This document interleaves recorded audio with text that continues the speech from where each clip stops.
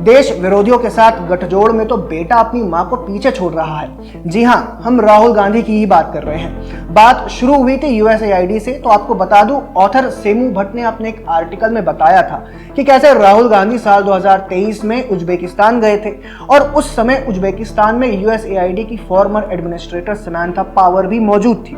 अब Donald Trump ने Samantha power को इस रोल से हटा तो दिया है, लेकिन सवाल तो बनता है, क्या ये सिर्फ एक इत्तेफाक था कि राहुल गांधी उज्बेकिस्तान तब गए जब यूएसएआईडी की अधिकारी वहीं थी? राहुल गांधी पर सवाल और शक दोनों इसीलिए होता है क्योंकि बीते कुछ सालों में अगर आप देखें तो जिन जिन लोगों से वो मिले हैं, जिन एनजीओ के प्रोग्राम्स में उन्होंने पार्टिसिपेट किया है, ये सब एंटी इंडिया नैरेटिव फैलाने के लिए जाने जाते हैं। फॉर एग्जाम्पल, साल 2023 में राहुल गांधी यूएस गए थे, जहां एक मीटिंग में उनके साथ ये महिला भी मौजूद थी जिसका नाम है Sunita Vishwanath. If you remember, ये फोटो उस समय काफी वायरल भी हुई थी एंड बीजेपी ने इसके ऊपर काफी हंगामा भी किया था।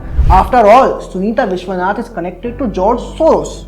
आपको बता दूं कि सुनीता पहले सोरोस रिप्रोडक्टिव हेल्थ फेलोशिप में एसोसिएट डायरेक्टर थी और उनकी NGO women for Afghan women को ओपन सोसाइटी इंस्टीट्यूट से और फोर्ड फाउंडेशन से फंडिंग भी मिलती है।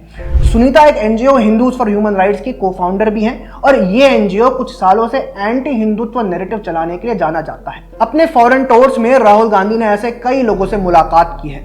कुछ समय पहले हमास को सपोर्ट करने वाली US law maker Ilhan Omar भी राहुल गांधी से मिली थी। अपने पॉलिटिकल नैरेटिव के लिए भी अक्सर राहुल गांधी इन्हीं लोगों पर डिपेंड होते हैं। फॉर एग्जांपल, ओसीसीआरपी और हिंडनबर्ग दोनों जब भी भारत के खिलाफ कोई रिपोर्ट लाते थे, सबसे पहले राहुल गांधी उसे हथियार बनाकर सरकार को टारगेट करते थे। कुछ दिन पहले ये हिंडनबर्ग रिपोर्ट आई,